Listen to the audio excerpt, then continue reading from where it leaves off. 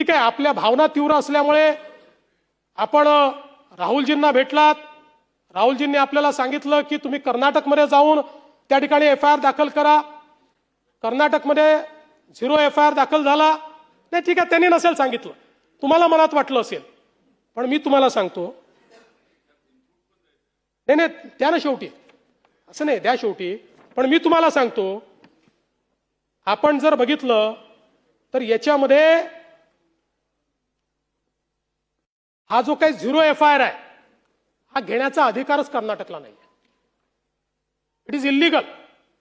याचं कारण 0 एफआयआरच्या संदर्भातला नियम असा आहे की ज्यावेळी विक्टिम एफआयआर करण्याच्या परिस्थितीत नसेल त्यावेळीच विक्टिमला 0 एफआयआर करता येतो.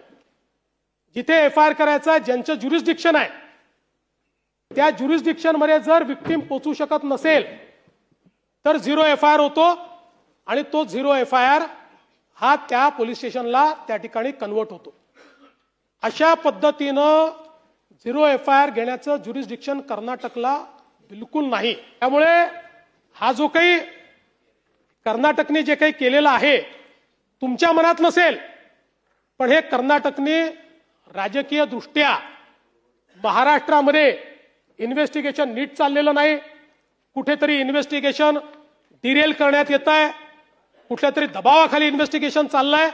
अशा प्रकारे महाराष्ट्राची मानहानी व्हावी म्हणून कर्नाटकने हा रजिस्टर केलाय. अन्यथा याला शेमचा विषयच नाही.